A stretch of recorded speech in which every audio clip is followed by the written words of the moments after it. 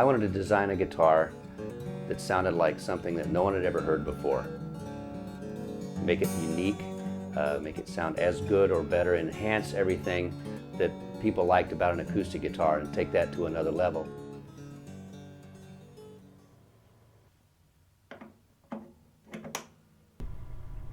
Hey John, go ahead and give me a sound check.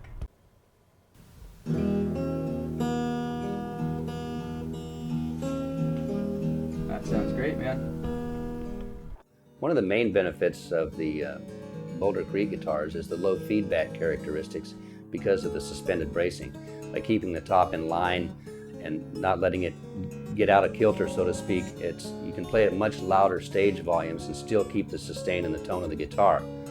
Also, the XLR and quarter-inch outputs being both active all the time, it allows the player to plug into an amplifier for monitoring on stage while not affecting the XLR output to the snake or the mixer, so that the sound man can get the sound that he wants and the guitar player can get the sound that he wants on stage.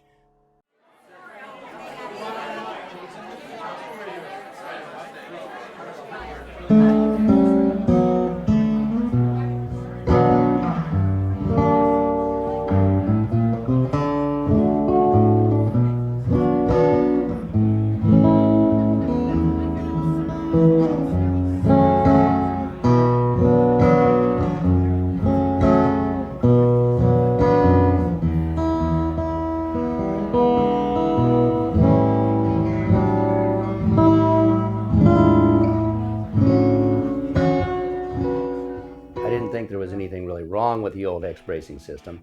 It's just I thought there could be an improvement on it because it seemed like it really constricted the top. Well, a traditional bracing system has the pin block here, then it has an X here.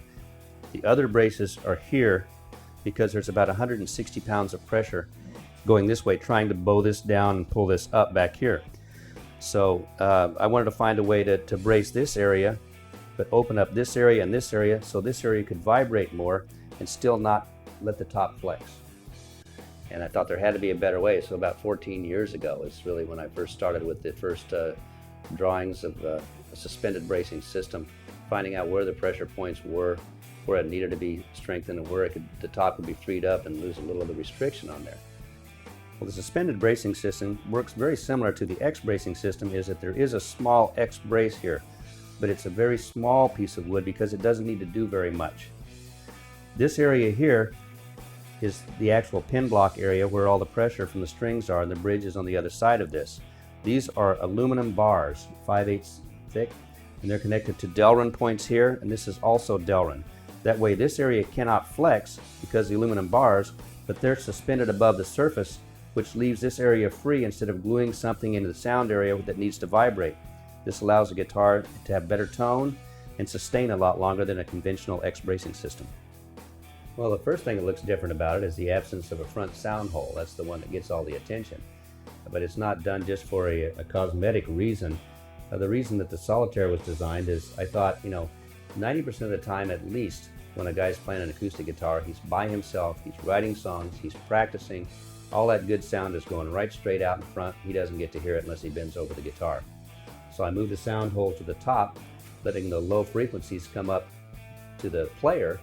And the thing that we didn't realize when we designed this thing was that it actually sounds better from the front also, because we've increased the sound area of the soundboard by not cutting a hole in it. And since lows are omnidirectional, you can still hear the lows coming out in front of the room, but we get much more mids and highs coming off the face of the guitar right now. Well, one of the main features is our tuning pegs. We feature 18:1 gear ratios on them instead of 14 or 16:1. It's a lot more accurate, and so you're going to be in a lot better tune in the studio.